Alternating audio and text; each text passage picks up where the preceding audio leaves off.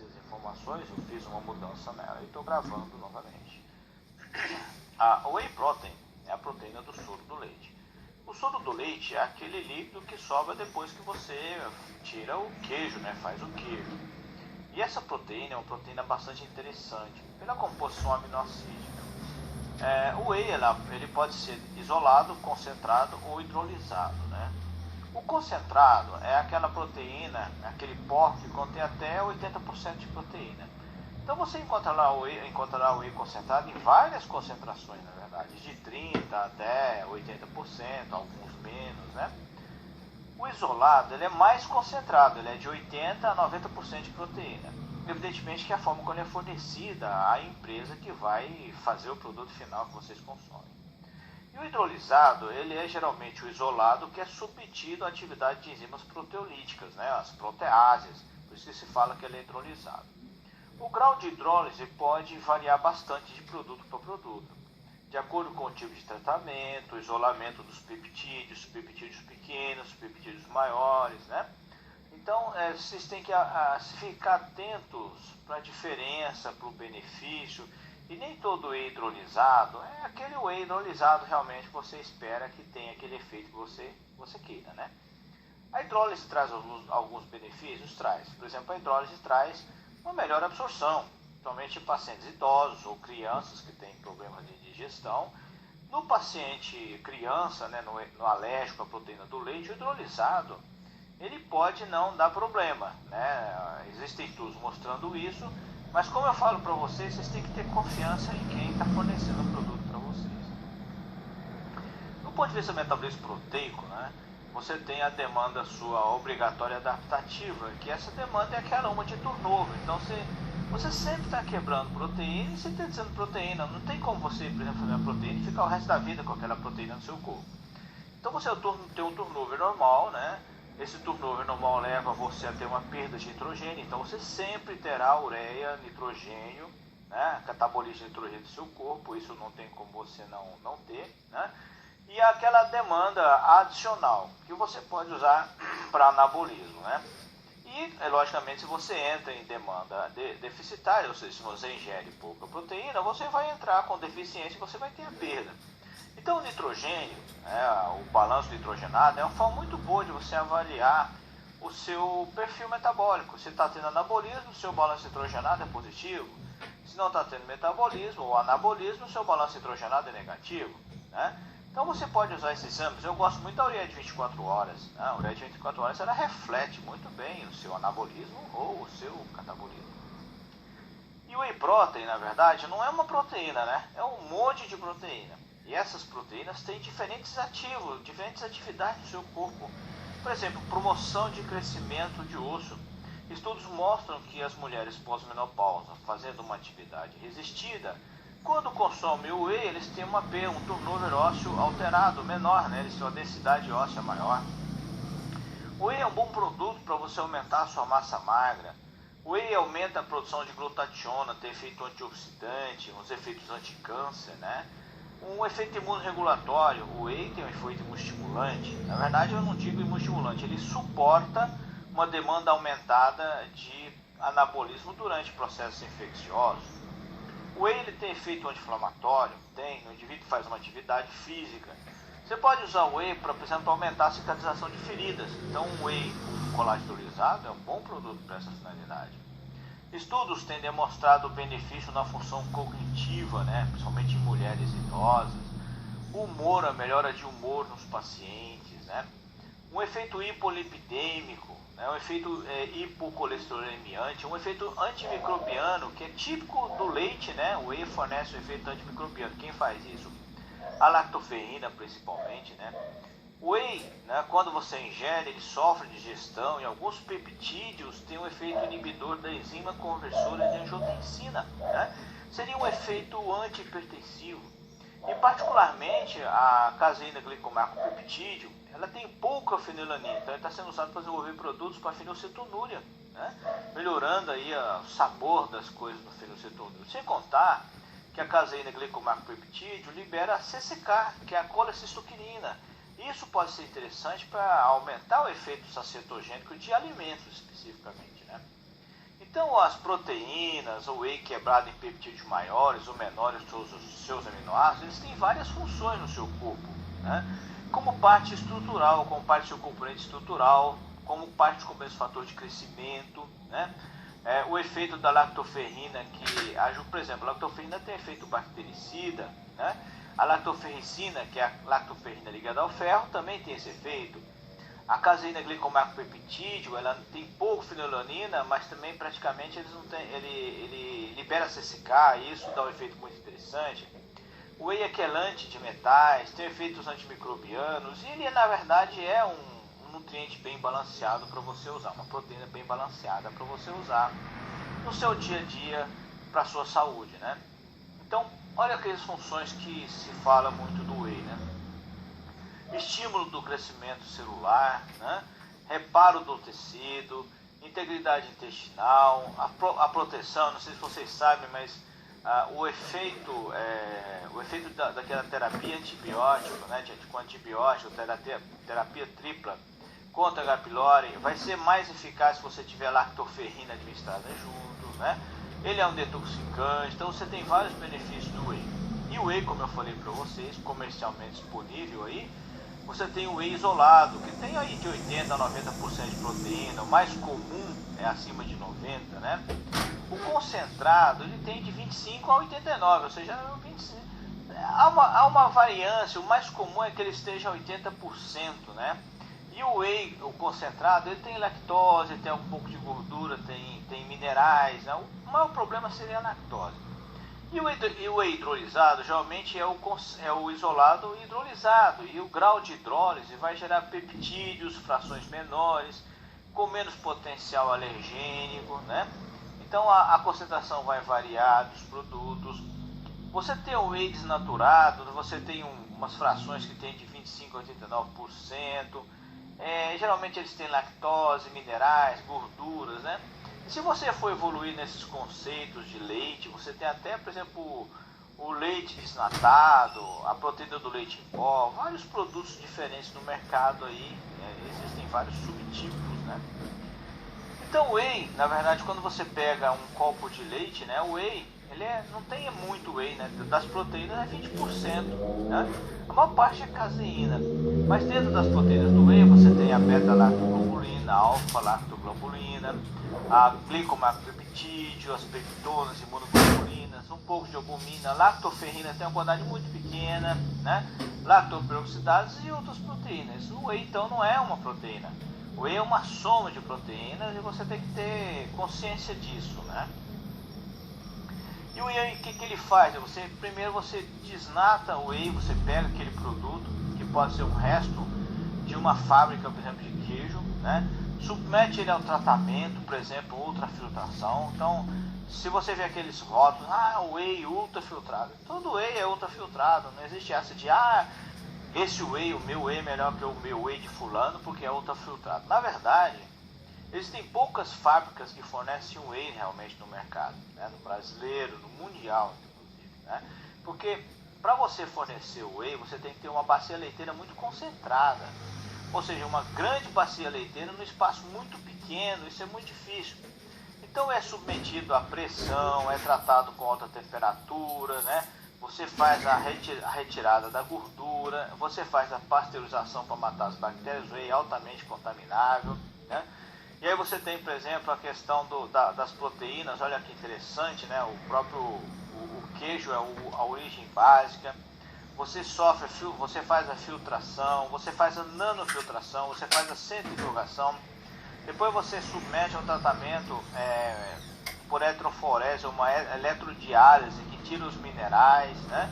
E aí por último você evapora e obtém o produto que vocês consomem no dia a dia, né? Então há uma tecnologia muito grande por trás. Uma fábrica de whey custa milhões e milhões de dólares, não é muito fácil se instalar. E você tem que ter uma produtividade mínima. O rendimento de whey é de mais ou menos 0,4%, né, do soro, ou seja, uma tonelada de soro de leite vai fazer aí 40 quilos de whey, é uma proporção muito baixa, né? Eu sempre falo para o pessoal analisar o whey, né, ou as outras proteínas como um todo, pela composição aminoácida, que é o que você vai usar, né? principalmente os aminoácidos essenciais. Então, quando você avalia aqui embaixo o total de aminoácidos essenciais, o whey hidrolisado, esse whey hidrolisado, né? O whey hidrolisado mais o whey isolado, são aqueles que têm um nível maior de aminoácidos essenciais, né? Mas você tem, por exemplo, aqui a proteína do ovo, que é muito semelhante à proteína do leite, como toda, a proteína isolada do leite, que seria a proteína do leite em pó, né? Uma boa concentração de aminoácidos essenciais. A soja com uma concentração um pouquinho menor de aminoácidos essenciais. A caseína com uma concentração menor do que o ovo e o whey, né? e o leite. E quanto ao BCA, que eu peço para o pessoal sempre olhar, que é a concentração de BCA, porque o BCA, particularmente a leucina, ela é estimulante do anabolismo. Então pega a leucina, que estimula o mTOR.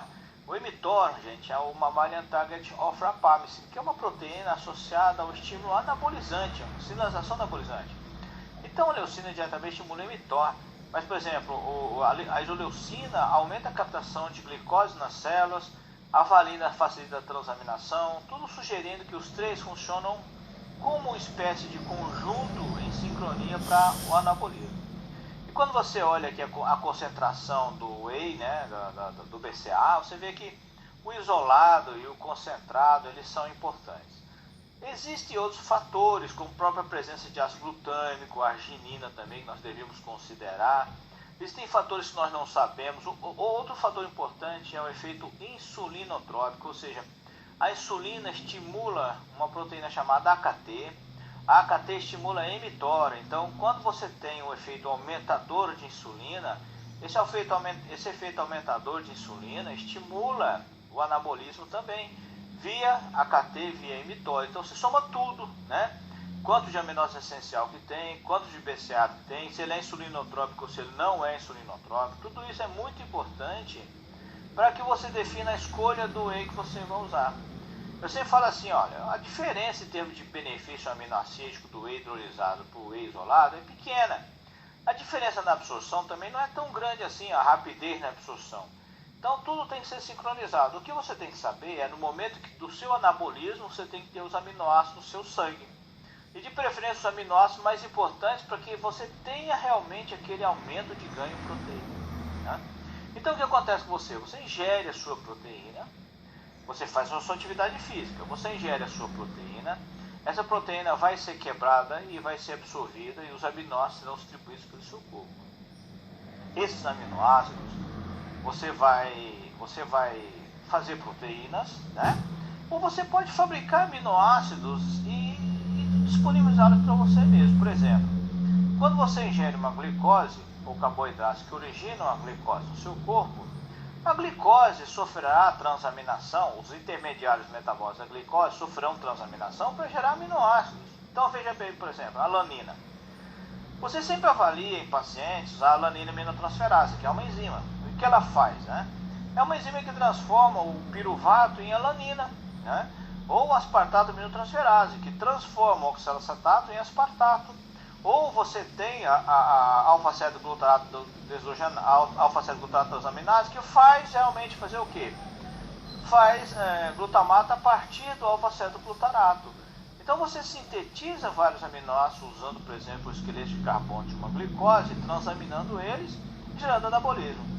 Esse aminoácido ele pode ser oxidado para fazer ATP. Né? Ele vai perder o que? O nitrogênio na forma de amônio, que no ciclo da ureia, usando ornitina, citrulina e arginina, vai ser convertido para a ureia que vai ser eliminada no seu rim. Por isso que a ureia de 24 horas na urina é uma boa forma de você avaliar quanto nitrogênio você está jogando fora, porque jogar nitrogênio fora é ruim. Você tem o turnover, sim, mas se você começa a jogar muito nitrogênio fora, é porque você está tendo catabolismo proteico. Ter catabolismo proteico é perder massa muscular ou perder proteínas em geral, né? Mas se você é um atleta que faz anabolismo, quanto mais ureia você joga fora, alguma coisa você está fazendo, né? De errado, na verdade, né? E os aminoácidos vão ter sua conversão para outros compostos. Por exemplo, você pode pegar uma histidina e fazer uma histamina, você pode pegar uma tirosina, fazer uma dopa e fazer uma melanina, ou pegar essa tirosina, fazer uma dopa, fazer uma dopamina, ou pegar o triptofano, e olha só, o triptofano fazer uma serotonina, fazer uma melatonina, ou fazer um ácido nicotínico. Então esses são outros desvios metabólicos, são conversões para outros compostos que não são proteínas, que não são originais da energia, né? Então a proteína pode ser usada para várias coisas, né? Então, basicamente na atividade física, especificamente quando eu forneço uma proteína, você fornece uma atividade física aeróbia ou anaeróbia. Geralmente o anaeróbio ele é caracterizado pelo ganho de massa. E esse estímulo visa o quê? Uma atividade física, uma sobrecarga contrátil, leva à liberação de ácido fosfatídico e PGF2-alfa, que vão estimular o anabolismo. O PGF2-alfa não está totalmente comprovado, tá? Hoje isso é só falado. O IGF-1 estimula o seu metabolismo, estimulando, por exemplo, o AKT. O AKT estimula o mTOR e esse caminho vai estimular a proteína contrátil, né? E para isso você tem que ter o quê? Nesse momento de sincronia você tem que ter um aminoácido. E qual aminoácido é mais importante? Aquele que estimula também a AKT ou mTOR, como a leucina, e aquele aminoácido que transamina, que faz você captar a glicose para fazer novos aminoácidos, e aquele que tem mais aminoácidos essenciais. Por isso que o whey é um bom produto. Quando você faz essa sobrecarga contrátil no aeróbio, o caminho é diferente, né? A relação AMP-ATP sobe, né? Ou seja, monofosfato de adenosina mais do que trifosfato de adenosina. Isso estimula a MPK, que é a quinase do AMP, que vai estimular a PGC1-alfa, que vai fazer o quê? Estimular o metabolismo oxidativo, ou seja, aí começa a usar as suas mitocôndrias. E esse caminho não vai gerar anabolismo, pelo contrário, quando você estimula esse caminho aqui, da MPK, ele inibe o anabolismo. Então você tem uma espécie de escolha metabólica, né? Então o seu corpo faz essa opção. Então há uma necessidade de sincronia. A insulina estimula a AKT, que estimula o mTOR, que estimula a síntese proteica. Mas a contração muscular, a sobrecarga e a atividade resistida faz o mesmo caminho de estímulo de síntese proteica, via AKT. E a leucina, particularmente os aminoácidos, estimula o mTOR. Há dados mostrando que a glutamina também faz isso, né? E que a arginina também faz isso em diferentes tecidos. Tá ok? Então lembra muito bem que hoje a gente fala muito na leucina para essa finalidade. Leucina é um componente muito importante do whey protein, né? E aí você tem a síntese proteica, né? Isso tem que ser sincronizado. A atividade física gera uma sinalização. Essa sinalização vai gerar um sinal anabolizante que vai estimular uma biossíntese proteica via ativação de ribossomos. E durante esse caminho de síntese proteica, você tem que ter todos os aminoácidos para fazer proteína. Imagina você, se faltar um ou dois, na verdade, né, e do ponto de vista da imaginação, vamos supor que por um motivo qualquer falte um aminoácido ali. Pô, você não fará proteína, né? E a síntese muscular, ela acontece tanto em repouso quanto em atividade física. Mas se você avaliar o fato de você estar fazendo atividade física em jejum ou ganhando músculo ou ingerindo proteína, do ponto de vista prático, ingerir proteína é associado a um maior ganho de massa muscular, uma maior síntese proteica. Então imagine você aqui, que se você ingerir a proteína em repouso, você vai ganhar músculo? Vai, mas você vai ganhar muito mais gordura, né? Então se você está à toa em casa, né, não ingere seu whey não. Por quê? Ou não ingere seu whey, sua proteína. Por quê? Porque você vai ganhar massa, vai ganhar um pouquinho, mas você vai ganhar mais gordura, né? E olha aqui que interessante que em jejum em relação ao alimentado, é lógico que o indivíduo alimentado ele ganha mais massa muscular. Seria lógico esperar isso aí, né? E basicamente a sinalização celular e a sinalização do síntese proteico obedece uma sincronia, eu já falei isso para vocês. Aqui você tem, por exemplo, o percentual de aumento, né, de síntese proteica no exercício. Então, se você fizer só atividade física, você vai ganhar músculo? Vai. Se você fizer atividade física, ingerir aminoácidos e tiver a sinalização da insulina, você vai ganhar mais músculo? Não vai, né? Então, a própria sinalização celular acontece em maior grau, quando você associa a atividade física, o aminoácido e a insulina. Você precisa dos três para ter uma sincronia perfeita, né? Então não adianta, então o ideal assim, quer dizer que então se eu não consumir nada eu vou ganhar músculo? Vai, mas vai ganhar menos que aquele cara que consumiu uma proteína, né? Uma proteína boa, né? E menos ainda do que aquele que consumiu a proteína e tiver a sensação da insulina também. Por isso que às vezes o pessoal toma com uma maltodextrina, uma dextrose, para aumentar a insulina, mas o whey sozinho já aumenta a insulina bem aumentado, né? Outro dado interessante é o seu grau de anabolismo, né? A dose resposta. Hoje nós sabemos que no indivíduo jovem, olha aqui que interessante, o jovem é esse verdinho aqui, e o veinho é esse azulzinho aqui, né? E o que acontece? A síntese proteica, né, no jovem, ela começa a acontecer com doses menores de proteína e atinge um patamar. Assim como no idoso, essa síntese é perfeita no nível de dose máxima. E quando que é a dose máxima? 20 gramas por cada vez. Então de 5 a 20 gramas você estimula o ganho de massa? Estimula. Mas qual que é a melhor dose aqui no caso? É 20 gramas. 20 gramas é a dose, é o dose que você deve ingerir para ter o ganho máximo de massa muscular, né? Tanto no idoso quanto na criança. Imagina você que talvez o idoso, uma dose um pouquinho maior, pudesse dar um resultado melhor, mas nós não temos esses dados bem definidos ainda. Esse estudo é até recente, os estudos mais recentes estão fazendo um relacionamento entre a dose proteica, atividade física, quanto de leucina tem, tudo isso para ver se há uma sincronia para que você consiga uma dose maior. Mas aqui o que acontece com eles, né? Uma dose de 20 gramas foi onde você teve o nível máximo de anabolismo em resposta a uma atividade física resistida. Tem gente que toma mais do que isso. Se você quer manter a sua janela de oportunidade preenchida, você toma 2, 3, 4 doses de 20 gramas para manter. Mas isso é tudo uma coisa que você tem que fazer sob orientação, né? Sob orientação de um médico, sob orientação de um nutricionista. Eu não sou a pessoa adequada para ensinar você a usar suplemento. Eu estou falando sobre o que existe na literatura publicado. Mas uma nutricionista vai te equilibrar a dieta, saber se você realmente precisa ou não daquela dose de proteína. Ela vai pedir a ureia na sua urina, ver se você está tendo catabolismo proteico, se você está jogando ureia fora no xixi, né? Tudo isso deve ser considerado. Então você tem que acompanhar com um profissional. Eu vou dizer uma coisa para você, tudo tem que ser feito de forma corretinha, né? Então, interessante porque o ganho miofibrillar, aqui foi um estudo onde eles fizeram comparação num paciente idoso, né? E aí nós devemos levar em consideração que o idoso ele tem uma absorção menor, uma digestibilidade menor. Eles fizeram doses diferentes de proteína, 0, 10, 20, 40 gramas de whey, e avaliaram na concentração de aminoácido do sangue e, lógico, fizeram uma área sobre a curva e descobriram que quanto mais whey você ingere, mais você tem no seu sangue de aminoácidos. Isso é uma lógica, né? Mostrando que o whey é absorvido, e é absorvido numa relação dose-resposta. O grande problema dessa relação dose-resposta é que a gente não sabe se o anabolismo muscular segue isso aqui. Parece que não, parece que uma dose de 20 ele atinge o patamar, né? Isso aqui é um trabalho interessante, já mostrando a beta-lactoglobulina com whey protein isolado, o controle, né?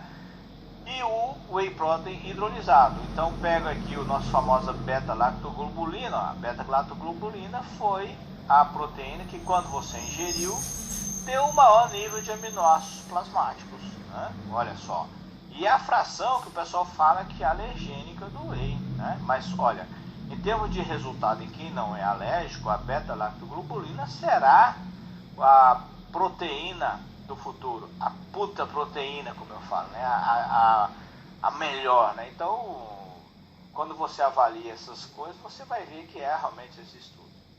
Isso aqui é um estudo interessante, onde eles fizeram a comparação entre a proteína da ervilha, a glúten, a proteína do glúten é muito legal, ela tem muita glutamina, tá? Aqui está o índice glutâmico, mas é a glutamina na verdade que ela tem. Whey protein, ovo, soja, né? E olha a composição aminoácida, essa aqui fica para vocês olharem em termos de aminoácidos, por exemplo, o ovo tem muita metionina. A metionina é muito importante para o anabolismo. Você veja, o ovo tem mais valina, então provavelmente ele sofre mais, é melhor para transaminação. Mas olha, a isoleucina nele é mais ou menos igual ao whey. Mas olha a leucina é um pouquinho menor do que o whey. Eu fico perguntando para você, será que o ovo com uma leucina não seria melhor que o whey? Nós temos que estudar isso no futuro. Porque se você for analisar, ela tem um perfil aminoácido muito bom o ovo. Falta pouca coisa para a gente, a metionina. Ninguém ainda falou metionina. Mas dietas restritivas de metionina levam a perda de peso nos animais. E outra coisa, né? Para o câncer, a gente faz uma dieta restritiva de metionina, porque a dieta restritiva de metionina diminui o anabolismo. Então vamos analisar se realmente isso no futuro não pode ser interessante, né? Pegar um ovo e jogar uma leucina lá dentro para ela ficar melhor. E eu acho que pode até ficar melhor que o whey. Nós temos que analisar isso aí, né?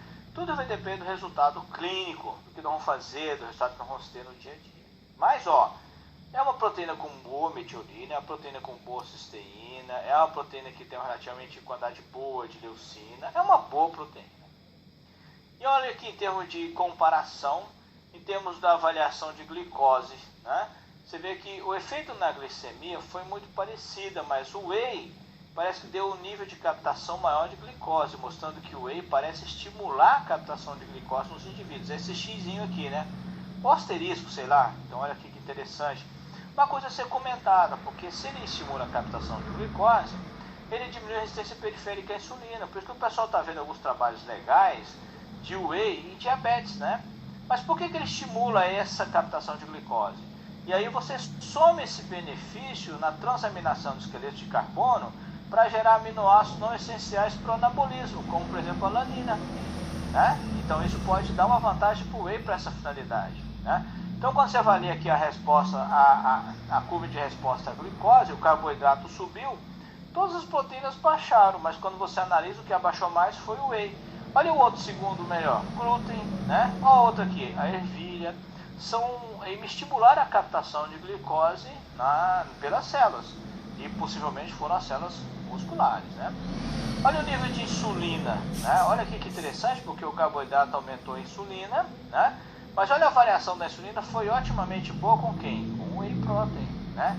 Qual foi o segundo aqui? Foi o ovo, né? Então uma boa forma de aumentar a insulina, um efeito insulinotrópico, né? Olha a resposta da insulina, então está aqui o whey e o ovo em segundo lugar, né? Aí em terceiro o arroz e em quarto a ervilha na curva de liberação de insulina. E o efeito insulinotrópico pode ser muito importante. Então olha aqui talvez o ovo ganhando uma força muito legal nessa nossa avaliação, né? Olha aqui a questão dos níveis plasmáticos dos produtos, dos aminoácidos, né? Olha a arginina, quem deu o melhor nível plasmático de arginina? O arroz, né? Mas assim, olha mas o whey estava aqui embaixo, ó. O outro aqui foi a soja, ó, o ovo, né? O ovo, na verdade. Quem deu o maior nível de alanina? O ovo, né? Quem deu o maior nível de asparagina, né? Foi o losanguinho, foi o triângulozinho aqui para cima. Foi quem? Foi a soja. Olha quem deu o maior nível de glutâmico. Foi a soja, olha que legal, né? Seguido de quem? Seguido do whey. Olha aqui a glutamina, né? Quem deu o maior nível de glutamina foi o glúten, né? A proteína do glúten. Olha só que legal, gente. A proteína hidrolisada do trigo é uma ótima proteína para aumentar seu nível plasmático de glutamina, né? Todo mundo usa glutamina hidrolisada, a glutamina aminoácidos. E esse glutamina aminoácido é boa, sabe para quem? Para aumentar o anabolismo do seu enterócito. Então, você quer anabolizar seu intestino, usa glutamina. Você quer fornecer glutamina para o seu corpo, usa a glutamina na forma de peptídeo. Aí a glutamina de onde?